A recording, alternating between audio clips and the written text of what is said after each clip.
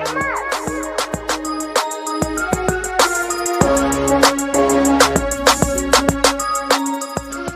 up, everybody, and welcome back to another edition of Full Metal Analysis. We're still in the off-season editions, but it is as a countdown, man. We getting closer and closer to action, baby. Action, baby. We got 6 days into a preseason game. Less than that. Yeah, I'm excited about it, man. But in the meantime, we got a little action going on in the off-season. What's going on in the sporting world this week, Marcus? Besides the Tigers losing every game they possibly can. Alex Anzalone holdout, injury, contract negotiation situation that he's got going on. Was there ever a day where you be like, oh my God, what are we gonna do about Alex Anzalone, man? Like, he's holding out, man. What are we gonna do? I mean, if you would have told me that when Alex Anzalone first came to the team years ago, yeah, I would have been, I would have fell out of my seat. but dude, that's not the same Alex Anzalone that we got now. Right. We lost them last year for a big chunk of time. The defense did relatively fine without him, but the one thing about Alex Anzalone is that you always feel better with him on the field than with him not on the field. And this is the first time. Go ahead. I was just gonna say you could definitely tell the difference, even with a broke arm when he returned to play.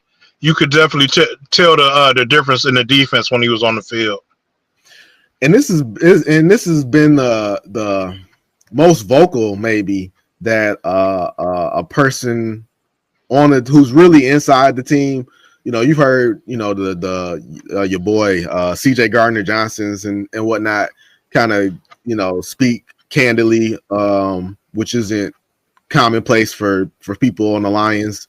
But Anzalone got right in front of the mic and said, "Hey, I want to retire a Lion, and on top of that, the reason I don't have a contract has nothing to do with me or my agent or my representation." So pretty much, he said that he's trying to get a deal done, but he feels like the Lions are not reciprocating his feelings. So I guess my question to you is: are the Lions trying to ghost Alex Anzalone? So I don't know, man. My feelings on Alex Anzalone is this is the reason Alex Anzalone is the first person to be vocal about a contract is I feel like this is the first person that the Lions actually had to toe the line on where they weren't sure about it. Like, is Alex Anzalone important to the team? Like we were just saying, yes, he is. But at the same time, if you had to cut Alex Anzalone, is he replaceable? Maybe. I think. I mean, like it's like a fine balance. Like you don't want to lose him, but you might be able to replace him. But do you want to take that chance or no? So I think the Lions are having a hard decision with that. I do think I do think at the end of the day they will sign him, and I do think at the end of the day they will get a deal done. What that deal will be is up to a coin flip. If I were the Lions, I would want the same deal that I wanted Jared Goff to get. I would want him to get an extension, but I mean, I would want him to get a deal done, but I wouldn't want it to be a long-term deal. I would want it just maybe 2 years, maybe a 2-year deal where I might be able to draft somebody to that can come in and take his replacement because Alex Anzalone is what? 30, how 30. He's 30. 30, 31. Yeah, yeah. You know what I'm saying? Give him a couple of years. By the time he's 32, 33, you can move on from him. But for right now, he's playing out of his mind. So I want him on the team for right now. But, you know, I don't know. My question to me, how do you feel about it? Like, I feel like he's important to the team now, but could you handle losing Alex Anzalone? I don't know why you would want to tempt fate. um, this guy has been your leading tackler all, maybe not last year because he missed so much time, but he's pretty much been the leading tackler on the team the past 2 years, and he would have been the leading tackler last year had he not got injured. So he's not regressing yet. You could argue that his injury is part of the story. His injury history is part of the story, but this guy, is a defensive captain. Obviously Amon-Ra St. Brown is in his mid-20s. But Amon-Ra St. Brown is one of the best slot receivers in football, so I don't want to take anything away from him. But at the same time, you gave him this huge contract because not only for his production on the field, but his impact to the team, his impact in the locker room. And I couldn't, can you name me a player on defense who has a bigger voice in that defensive side of the locker room than Alex Anzalone? So I mean, no, but I don't want to get it twisted. I'm not trying to diminish how important Alex Anzalone is to that locker room, but comparing him to St. Brown is difficult because, for one, like you said, Alex Anzalone is 30, St. Brown is 24. Um, St. Brown was like the top 5 receiver in the league. Anzalone is like 13 in receivers. You know what I'm saying? He's like top 15 receivers. Um, Anzalone was pretty for his position. He was, especially what he was getting paid too. That's the big thing. Like he's been talking about, he's been producing on a weak salary with top 20 in his position results. and I'm not, and that's what I'm saying. I'm not saying he doesn't deserve the contract. I believe he deserves the contract. But would you want him to have a long-term contract? Would you want him to have 4 or 5 years? 4 or 5 years, absolutely not. I'm in lockstep with what you're saying. A 2-year extension on top of the year he's got now, which would essentially be 3 years if you want to make it sound pretty. 3 years, whatever you got to pay him. I'm in lockstep with you on that. Honestly, I'm not even really focusing on what you're saying. This is more so like towards the team. And if I'm Alex Anzalone and I'm looking, it wasn't anything crazy, but they bring back Marcus Davenport, they bring back Derek Barnes, they bring back Levi Onwuzurike, and if you combine all 3 of those players don't even come close to anything that Alex Anzalone's done on the field. Yeah, I have no defense against that. I agree with you. So I mean, we talked about it. Maybe Derek Barnes a little bit. We talked about it. We talked about it before, and I guess it's really. I guess we talked about it, and I guess it just really didn't hit until reality set in that this is the case now. But we talked about Jack Campbell and what he means to the team and what the team thinks that he's going to be. Dan Campbell's been praising Jack Campbell, and that's another thing. Dan Campbell said that this defense is essentially Jack Campbell's now, and that was a hard blow for the Anzalone camp. If I'm in the Anzalone camp. Well, Jack Campbell has improved every year, man. He's getting better. He's getting better every year. and I mean, when I seen him, like Jack Campbell was already a monster, man. But I just seen him give an interview, dog. And I mean, that guy's huge. I mean, he was already huge, but he looks like even more of a monster now. Like, and I I have no doubt that Jack Campbell is headed towards being the number one linebacker on the team, the captain of the team. But I just for now, I think Jack Campbell and Anzalone hold different roles, though. Uh, they, they, I just feel like they do different things on the field. Like uh, Anzalone is more of Anzalone is more of a heat-seeking missile, man. He gravitates to the ball, man. Um, and Jack Campbell gets a lot of tackles, man. He's there, but it's just he doesn't have that explosiveness that Anzalone has. Anzalone is there, dog, on the ball, on the play. He's instinctive. He's there before that play happens. If I had to, if you said that you think at the end of the day they get a deal done, and I tend to agree with you.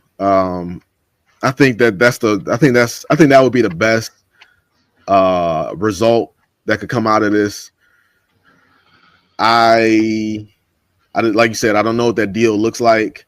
I think the worst thing that could go is that they just continue to kind of play the season out and kind of see where it goes. I don't think that's a good strategy to take. I've always been in the camp, and that's another thing that kind of is.